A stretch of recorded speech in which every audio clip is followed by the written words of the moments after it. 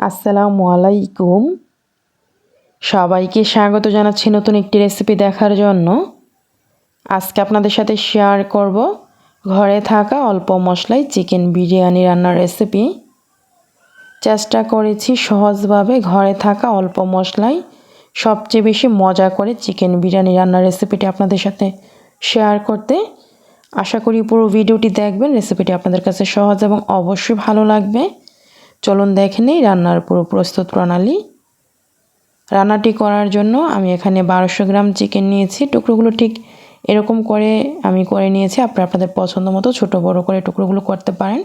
তারপর ভালো করে ধুয়ে পানিটা ঝরিয়ে নিয়েছি। এখানে 1.5 টেবিল চামচ দিয়ে দিলাম রসুন বাটা, 1.5 টেবিল চামচ আদা বাটা, 10টি কাঁচামরিচ, 1/4 কাপের মতো ধনিয়া পাতা আমি ব্লেন্ডারে ব্লেন্ড করে এখানে দিয়ে দিলাম।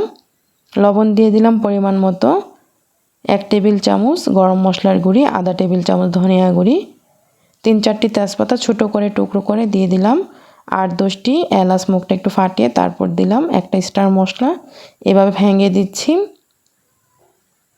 তারপর দিয়ে দিচ্ছি এখানে 3-4টি দারচিনির টুকরো, টমেটো সস দিয়ে দিচ্ছি এখানে 2.5 টেবিল চামচ, আর 1 টেবিল চামচ দিয়ে দিচ্ছি লেবুর রস।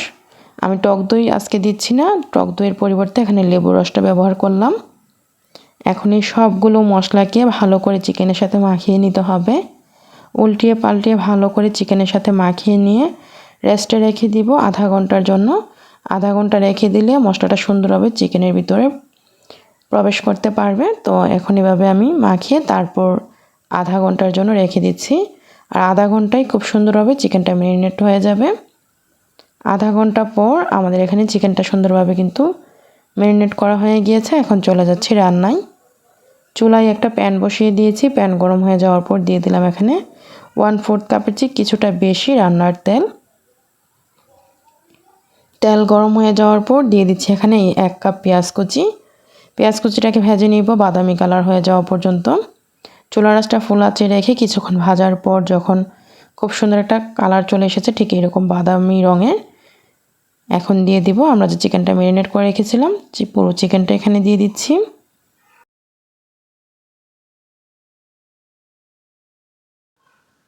সবগুলো চিকেন দিয়ে দেওয়ার পর চুলার আঁচটা মিডিয়াম আঁচে করে দিয়েছি। আর এভাবে নেড়ে তারপর আমি অপেক্ষা করছি 5 মিনিট।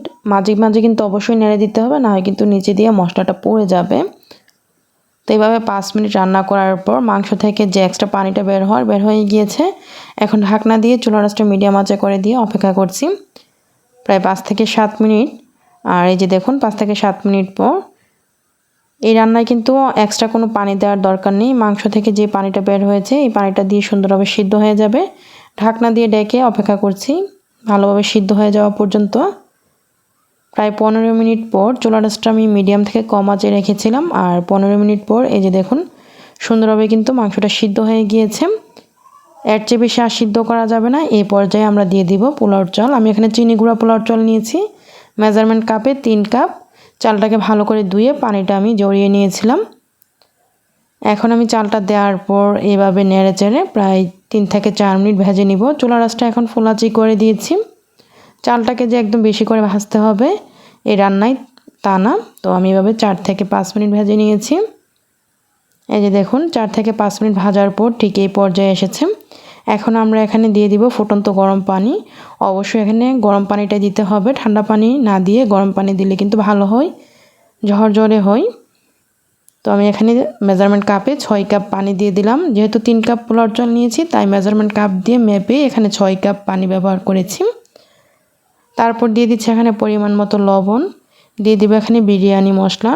আমি এখানে প্রায় 3 টেবিল চামচের মতো বিরিয়ানি মশলা দিয়ে দিলাম। বিরিয়ানি মশলা কিভাবে করতে হয় আমার চ্যানেলে রেসিপি দেওয়া আছে, আপনারা দেখে নিতে পারেন, লিঙ্কটা ডেসক্রিপশন বক্সে দিয়ে দিব। তো সব কিছু একত্রে ভালো করে নেড়ে আমি মিশিয়ে নিয়েছি। অপেক্ষা করছি 5 মিনিট চুলার আঁচটা ফুল আঁচে রেখে। 5 মিনিট পর আমি এখানে আস্ত কিছু কাঁচামরিচ দিয়ে দিলাম। তারপর নেড়ে এখন চুলার আঁচটা লো আঁচে করে দিয়ে অপেক্ষা করব প্রায় 20 মিনিট। মাঝখানে আমি আর কোনো নাড়াচাড়া করিনি, একদম চুলার আঁচটা লো আঁচে করে 20 মিনিট অপেক্ষা করছি। 20 মিনিট দমে রাখলে খুব সুন্দরভাবে সিদ্ধ হয়ে যাবে। একদম চুলার আঁচটা লো আঁচে রেখে আমি 20 মিনিট রেখেছিলাম। 20 মিনিট পর এই যে দেখুন খুব সুন্দরভাবে কিন্তু পোলাওটা সিদ্ধ হয়ে গিয়েছে, আর চিকেন তো আগে থেকেই সিদ্ধ হয়ে গিয়েছিল। তো আমাদের এখানে বিরিয়ানি রান্না কিন্তু শেষ। এখন আমি চুলা থেকে নামিয়ে নিয়েছি, আর চুলা থেকে নামানোর প্রায় 10 মিনিট পর আপনাদেরকে দেখাচ্ছি ঠিক এরকম হয়েছে আমাদের আজকের এই চিকেন বিরিয়ানি। কতটা ঝরঝরে হয়েছে আপনারা নিশ্চয়ই দেখেই বুঝতে পারছেন। আমি একটা প্লেটে বেড়ে নিয়েছি। দেখলেনই তো কত সহজে ঘরে থাকা অল্প মশলায় এই চিকেন বিরিয়ানিটি রান্না করা যায়। অবশ্যই একবার হলো বাসায় এইভাবে রান্নাটি করে দেখবেন। স্বাদের দিক দিয়ে কিন্তু অতুলনীয় হয়েছে। আশা করি রেসিপিটি আপনাদের কাছে সহজ এবং ভালো লেগেছে।